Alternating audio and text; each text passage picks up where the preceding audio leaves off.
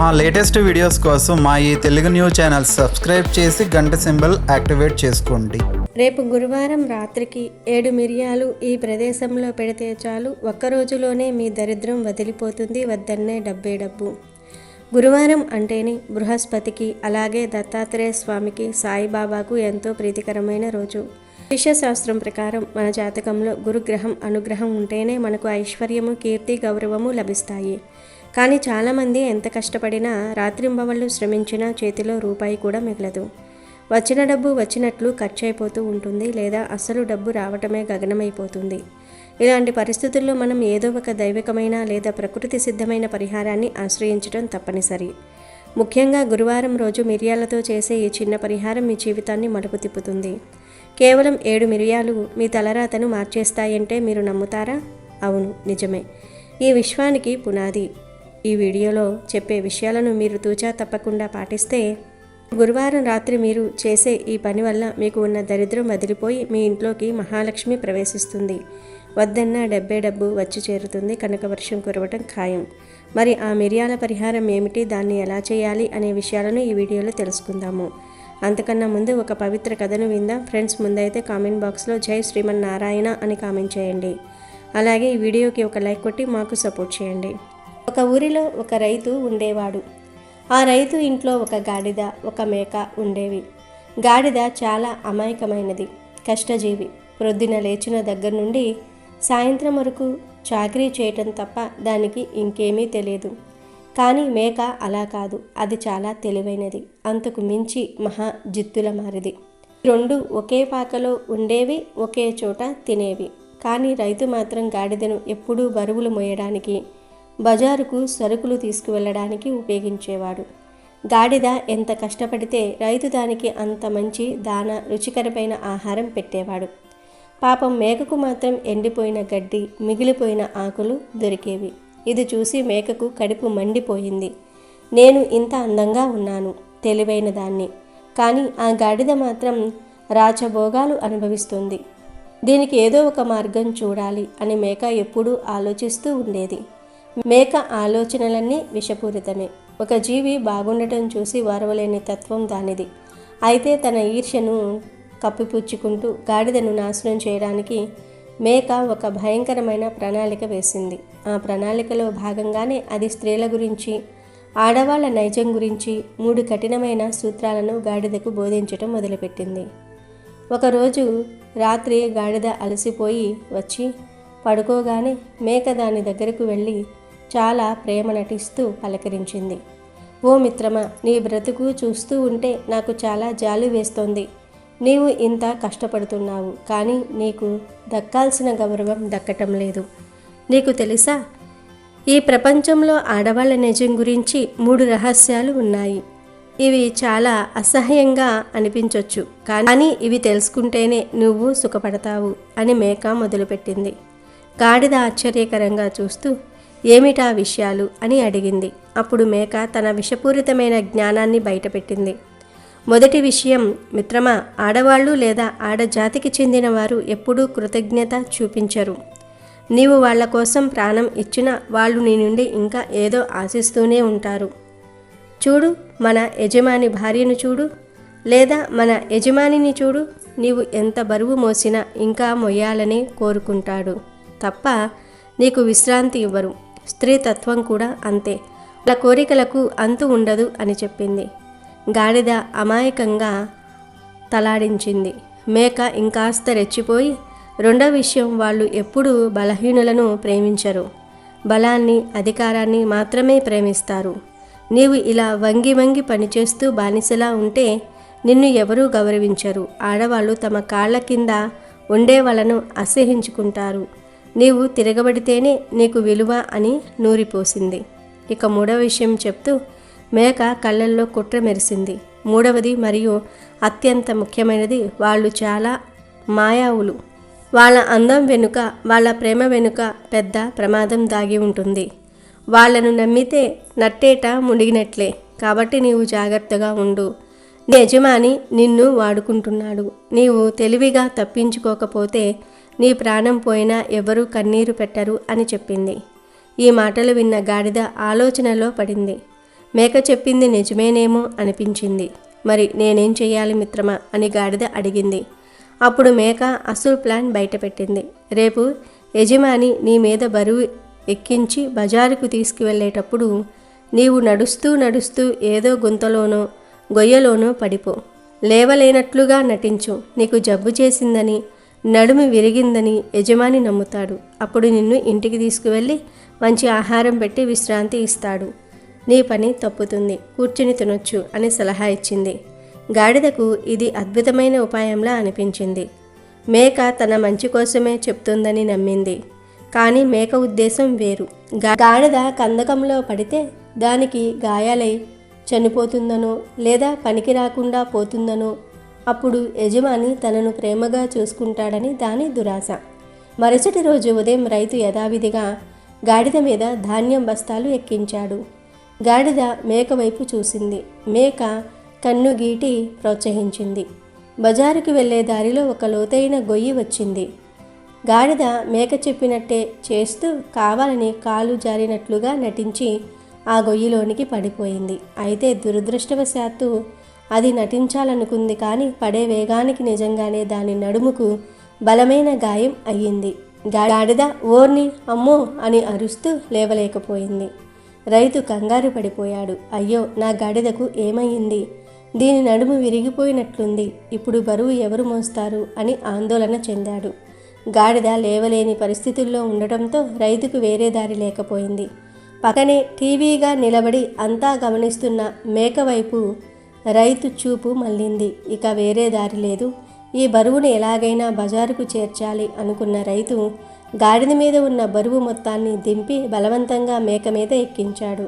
మేక గుండె ఆగిపోయినంత పనైంది. నేను గాడిదకు విశ్రాంతి దొరుకుతుందనో అది చస్తుందనో ప్లాన్ వేస్తే ఆ బరువు నానెత్తి మీదకు వచ్చిందేంటి అని లోపల ఏడ్చింది. కానీ రైతు వదల్లేదు. మేకను బాది మరీ ఆ బరువును మోయించాడు.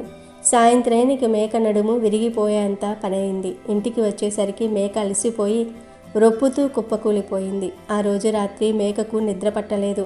తన కుట్ర తనకే ఎలా తిప్పికొట్టిందో తలుచుకుని బాధపడింది. గాడిద మూలుగుతూ పక్కనే పడుకుంది. ఆ సమయంలో గాడిద బాధను మరిపించడానికి లేదా తన తెలివితేటలను ఇంకా సమర్థించుకోవడానికి మేక గాడిదకు ఒక కథ చెప్పటం మొదలుపెట్టింది. మిత్రమా, చూశావా, కాలం ఎంత విచిత్రమైనది. మనం అనుకున్నది ఒకటి, జరిగేది మరి ఒకటి. నేను నీకు ఆడవాళ్ళ గురించి, మనుషుల గురించి చెప్పిన మాటలు ఎంత నిజమో నిరూపించే ఒక పురాతన కథ చెప్తాను విను. ఈ కథలో ఒక రాజు, ఒక యువరాణి, ఒక మంత్రగత్తె ఉంటారు. ఈ కథ వింటే నీకు అర్థమవుతుంది ఎవరిని నమ్మాలో ఎవరిని నమ్మకూడదో అంటూ మేక కథ మొదలుపెట్టింది. అనగనగా ఒక రాజ్యంలో ఒక రాజు ఉండేవాడు. అతనికి పిల్లలు లేరు. ఎన్నో పూజలు వ్రతాలు చేసిన తర్వాత ఒకరోజు అడవిలో ఒక అశరీరవాణి వినిపించింది. ఓ రాజా, నీకు సంతానం కావాలంటే ఒక షరతు ఉంది. నీకు కొడుకు పుడితే అతను త్వరగానే చనిపోతాడు. అదే కూతురు పుడితే ఆమె నీ మాట వినకుండా వేరే అబ్బాయి కోసం నిన్ను వదిలేసి వెళ్ళిపోతుంది. నీకు ఎవరు కావాలి అని అడిగింది. రాజు ఆలోచనలో పడ్డాడు. కొడుకు పుట్టి చనిపోతే వంశం నిలబడదు. పుత్ర శోకం భరించలేను. అదే కూతురు పుడితే ఆమె పారిపోయినా ఎక్కడో అక్కడ బ్రతికే ఉంటుంది కదా అని ఆలోచించి నాకు కూతురే కావాలి అని కోరుకున్నాడు. కాలక్రమంలో రాణికి ఒక అందమైన కూతురు పుట్టింది. కానీ రాజుకు సంతోషం లేదు, భయం పట్టుకుంది. ఎక్కడ తన కూతురు లేచిపోతుందో అని ఆమెను ఊరికి దూరంగా అడవి మధ్యలో ఒక పెద్ద భవనం కట్టించి అందులో బంధించాడు. ఆమెకు బయట ప్రపంచం తెలియకుండా పెంచాడు. చూశావా మిత్రమా, స్త్రీని బంధించాలని చూసిన పురుషుడి అహంకారం ఇది. కానీ స్త్రీ నైజం బంధాలను తెంచుకోవటం అదే జరిగింది. యువరాణి పెరిగి పెద్దదయ్యింది. యవ్వనంలోనికి అడుగుపెట్టింది. ఒకరోజు ఒక అందమైన యువకుడు దారి తప్పి ఆ భవనం వైపు వచ్చాడు. కిటికీలో నుంచి యువరాణి అతన్ని చూసింది. అతను యువరాణిని చూశాడు. క్షణాల్లో వారి మధ్య ప్రేమ చీకురించింది. రాజు వేసిన ఇనుప కంచెలు, కాపలాలు వారి ప్రేమను ఆపలేకపోయాయి. ఆ యువకుడు రహస్యంగా భవనంలోనికి ప్రవేశించటం, యువరాణితో గడపటం మొదలుపెట్టాడు. వారిద్దరూ గాంధర్వ వివాహం చేసుకున్నారు. కొన్నాళ్లకు వారికి ఒక కొడుకు కూడా పుట్టాడు. ఈ విషయం తెలిసిన రాజుకు కోపం కట్టలు తెంచుకుంది. నా రక్తం నా కూతురు నన్ను మోసం చేసింది అని రగిలిపోయాడు. వెంటనే వారిని అక్కడి నుండి గెంటివేశాడు. కూతురిని శపించాడు. ఆ యువరాణి తన భర్తతో కొడుకుతో వేరే చోట బ్రతకటం మొదలుపెట్టింది. కానీ రాజు మనసులో పగ చల్లారలేదు. కొన్నేళ్లు గడిచాయి. యువరాణి కొడుకు అంటే రాజు మనవడు పెరిగి పెద్దవాడయ్యాడు. వాడు చాలా ధైర్యవంతుడు. అమ్మ, తాతయ్య మనల్ని ఎందుకు దూరం పెట్టాడు? నేను వెళ్ళి ఆయన్ని కలుస్తాను, ఒప్పిస్తాను అని బయలుదేరాడు. రాజు దగ్గరికి వెళ్ళిన మనవడిని చూసి రాజులో పగ మళ్ళీ బుసలు కొట్టింది. పైకి మాత్రం నవ్వుతూ, సరే మనవడా, నేను మీ అమ్మను నిన్ను చేరదీస్తాను. కానీ నాకు చిన్న కోరిక ఉంది. ఈ అడవిలో ఒక భయంకరమైన మంత్రగత్తె ఉంది. ఆమె తల నరుక్కుని నాకు తెచ్చి ఇస్తే మీ అందరినీ క్షమిస్తాను అని చెప్పాడు. రాజు ఉద్దేశం ఏమిటంటే ఆ మంత్రగత్తెను ఎవరు చూసినా రాయిలా మారిపోతారు. తన మనుమడు ఎలాగూ చనిపోతాడు. అప్పుడు తన పగ తీరుతుంది అని రాజు ఆలోచన. చూశావా గాడిద, మనుషుల మనసుల్లో ఎంత విషయం ఉంటుందో. రాజకుమారుడు అమాయకంగా తాత మాట నమ్మి బయలుదేరాడు. దారిలో అతనికి ఒక వృద్ధుడు కనిపించాడు. ఆ వృద్ధుడు మరెవరో కాదు, దేవతా స్వరూపుడు. నాయనా, నీవు వెళ్తున్న పని సామాన్యమైనది కాదు. ఆ మంత్రగత్తెను నేరుగా కళ్ళతో చూస్తే నీవు రాయవైపోతావు. నీకు ఒక ఎగిరే గుర్రం, ఒక ప్రత్యేకమైన అద్దం కావాలి అని చెప్పి అతనికి సహాయం చేశాడు. రాజకుమారుడు ఆ ఎగిరే గుర్రం మీద ఎక్కి ఆకాశ మార్గంలో ప్రయాణించి మంత్రగత్తె ఉండే దీవికి చేరుకున్నాడు. అక్కడ గాలి కూడా విషపూరితంగానే ఉంది. రాజకుమారుడు చాలా తెలివిగా మంత్రగత్తెను నేరుగా చూడకుండా తన దగ్గరున్న అద్దంలో ఆమె ప్రతిబింబాన్ని చూస్తూ ఆమె నిద్రిస్తున్న సమయంలో ఒక్క వెంట్రుకతో ఆమె తల నరికేశాడు. ఆ తలను ఒక సంచిలో వేసుకుని తిరిగి వస్తూ ఉండగా సముద్ర తీరంలో ఒక రాకుమారిని ఒక భయంకరమైన సముద్ర రాక్షసుడికి బలి ఇవ్వడానికి కట్టేసి ఉంచడాన్ని చూశాడు. ఆమెను కాపాడడానికి రాజకుమారుడు కిందకు దిగాడు. సముద్రంలో నుంచి కొండంత రాక్షసుడు పైకి లేచాడు. రాజకుమారుడు ధైర్యంగా ఆ మంత్రగత్తె తలను సంచిలో నుంచి తీసి రాక్షసుడికి చూపించాడు. అంతే, ఆ రాక్షసుడు ఆ తలకాయను చూడగానే రాయిలా మారి సముద్రంలో మునిగిపోయాడు. రాజకుమారుడు ఆ అమ్మాయిని పెళ్లి చేసుకుని తన తాత దగ్గరకు అంటే ఆ దుర్మార్గుడైన రాజు దగ్గరకు వెళ్ళాడు. మనవుడు బ్రతికి రావటం చూసి రాజు షాక్ అయ్యాడు. ఏది మంత్రగత్తె తల అని అడిగాడు. రాజకుమారుడు సంచిలో నుంచి తల తీసి చూపించాడు. రాజు ఆ తలను చూడగానే క్షణాల్లో రాయి విగ్రహంలా మారిపోయాడు. తన పగ, తన కుట్ర తననే అంతం చేశాయి. కథ ముగించుకున్న మేక నిట్టూర్చింది. చూశావా మిత్రమా, ఆ రాజులాగే ఈ ప్రపంచంలో ఎవరైతే ఇతరుల నాశనాన్ని కోరుకుంటారో వాళ్ళు చివరకు వాళ్లే నాశనం అవుతూ ఉంటారు.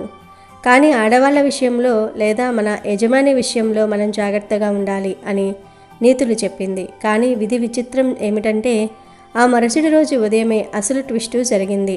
గాడిద నడుము నొప్పి తగ్గటం లేదని రైతు ఒక నాటు వైద్యుడిని పిలిపించాడు. ఆ వైద్యుడు గాడిదను పరీక్షించి దీని నడుము బాగా దెబ్బతింది. ఇది కోలుకోవాలంటే ఒకే ఒక్క మార్గం ఉంది. దీనికి మేక కొవ్వుతో కాపడం పెట్టాలి. వేడి వేడి మేక కొవ్వును కాస్తేనే ఇది లేచి నిలబడుతుంది, లేకపోతే ఇది చనిపోతుంది అని చెప్పాడు.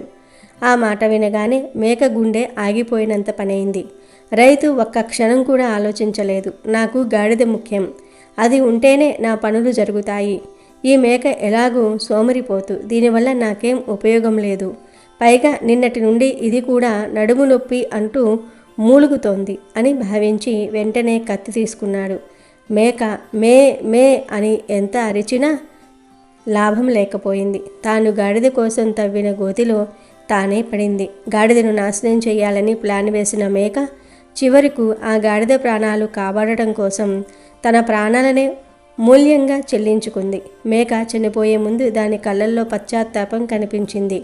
తాను చెప్పిన 3 సూత్రాలు కృతజ్ఞత లేకపోవటం, బలహీనులను వాడుకోవటం, మాయ చెయ్యటం, ఇవన్నీ ఆడవాళ్ళ లక్షణాలు అని గాడిదకు చెప్పింది. కానీ నిజానికి అవన్నీ మేక లక్షణాలే. తనలోని చెడును ఎదుటివారికి ఆపాదించి ఆనందించాలనుకుంది. కానీ కర్మ సిద్ధాంతం ఎవరినీ వదలదు. ఈ కథ నుండి మనం నేర్చుకోవలసిన పాఠాలు చాలా ఉన్నాయి.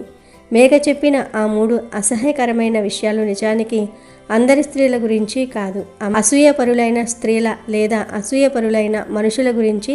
ఈర్ష్య, గాడిద మీద ఈర్ష్యపడింది. ఎదుటివారి కష్టాన్ని గుర్తించకుండా వారికి దక్కే ఫలితాన్ని చూసి ఏడ్చేవాళ్ళు ఎప్పుడూ నాశనమవుతూ ఉంటారు. సమాజంలో కూడా చాలామంది స్త్రీలు లేదా పురుషులు పక్కవాళ్ళ ఎదుగుదల చూసి ఓర్వలేరు. అదే వారి పతనానికి నాంది. రెండవది కుట్ర. తన పని తాను చేసుకోకుండా పక్కవారిని కిందకు లాగాలని చూసేవాళ్ళు చివరకు ఆ కిందకు లాగబడేది తామే అని గ్రహించాలి. మేక గాడిదకు తప్పుడు సలహా ఇచ్చి తానే బరువు మొయ్యాల్సి వచ్చింది. మూడవది కర్మ. మనం ఏది ఇస్తామో అదే తిరిగి వస్తుంది. మేక గాడిద మరణాన్ని కోరుకుంది, కానీ ఆ కోరికే దాని మరణ శాసనం రాసింది. అందుకే పెద్దలు చెప్తూ ఉంటారు, చెడు ఆలోచనలు విషం కన్నా ప్రమాదకరం. ఆ మేక చెప్పిన మాటలు వినడానికి చేదుగా ఉన్నా అవి సమాజంలో ఉండే కొంతమంది మనస్తత్వాలకు అద్దం పడతాయి. అది ఆడవాళ్ళ గురించి మాత్రమే కాదు, లోతుగా ఆలోచిస్తే అది మనిషిలోని రాక్షస ప్రవృత్తి గురించి చెప్పిన హెచ్చరిక. స్త్రీలు త్యాగమూర్తులు, ప్రేమ స్వరూపులు అని మన పురాణాలు చెప్తూ ఉంటాయి. కానీ ఆ మేక వంటి కుట్రబుద్ధి ఉన్నవాళ్ళు స్త్రీలను కూడా తప్పుగా చూపిస్తారు. నిజానికి ఆ మేక చెప్పిన 3 విషయాలు దాని స్వంత బుద్ధికి నిదర్శనం. చివరికి గాడిద కోలుకుంది, కానీ మేక ప్రాణాలు పోయాయి. మనం కూడా మన జీవితంలో మేకలా ఆలోచించకూడదు. పక్కవారిని మోసం చేసి పైకి రావాలనుకుంటే ఎప్పుడో ఒకప్పుడు ఆ గోతిలో మనమే పడతాం. ఈ కథలో ఉన్న ఆ రాజకుమారుడి సాహసం, మేక దుర్మార్గం, రైతు అమాయకత్వం ఇవన్నీ కలిస్తేనే జీవితం. ఈ వీడియో చూస్తున్న ప్రతి మగవాడు, ప్రతి ఆడది గ్రహించాల్సిన విషయం ఒక్కటే: మనసు మంచిదైతే మార్గం మంచిది అవుతుంది. కుట్రలు కుతంత్రాలు ఎన్నాళ్ళో సాగవు.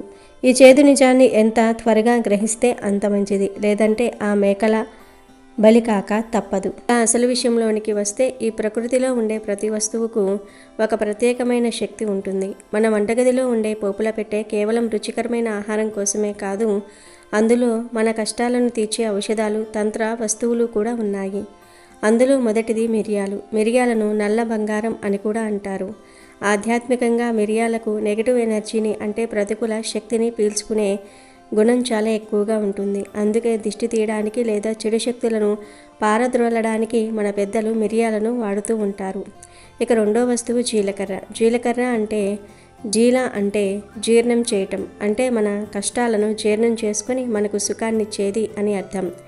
జీలకర్రకు ధనాన్ని ఆకర్షించే శక్తి ఉంది. మూడవది కుంకుమ. కుంకుమ శక్తి స్వరూపం, మంగళకరమైనది. ఈ 3 వస్తువులను కలిపి గురువారం రాత్రి ఒక ప్రత్యేకమైన పద్ధతిలో ఉపయోగిస్తే అద్భుతాలు జరుగుతాయి. ఈ పరిహారం చేయడానికి మీకు కావాల్సింది కేవలం 7 మిరియాలు, కొద్దిగా జీలకర్ర, కొంచెం కుంకుమ మరియు ఒక తెల్లటి కాగితం. రేపు గురువారం రాత్రి మీరు భోజనాలన్నీ ముగించుకొని పడుకోవడానికి సిద్ధమయ్యాక ఈ పనిని మొదలుపెట్టాలి. రాత్రి 9 గంటల నుండి 11 గంటల మధ్యలో ఈ పరిహారం చేస్తే చాలా మంచి ఫలితం అనేది ఉంటుంది. ముందుగా మీరు శుచిగా ఉండాలి, అంటే కాళ్ళు చేతులు కడుక్కుని ప్రశాంతంగా కూర్చోండి. ఒక తెల్లటి కాగితాన్ని తీసుకోండి. ఆ కాగితం మీద ఎటువంటి గీతలు కానీ అక్షరాలు కానీ ఉండకూడదు. పరిశుభ్రమైన తెల్ల కాగితాన్ని తీసుకొని దాని మధ్యలో సరిగ్గా 7 మిరియాలను ఉంచండి. ఈ 7 అనే సంఖ్యకు చాలా ప్రాముఖ్యత ఉంది. మన శరీరంలో 7 చక్రాలు ఉంటాయి. వారానికి 7 రోజులు, అలాగే సప్త ఋషులు. ఈ 7 మిరియాలు మీ 7 జన్మల పాపాలను లేదా మీ జీవితంలోని 7 రకాల సమస్యలను దూరం చేస్తాయి. ఆ 7 మిరియాలను కాగితం మీద పడేసిన తర్వాత వాటిపైన కొద్దిగా కుంకుమను చల్లండి. కుంకుమ చల్లుతున్నప్పుడు మీ మనసులో ఉన్న కోరికను బలంగా అనుకోండి.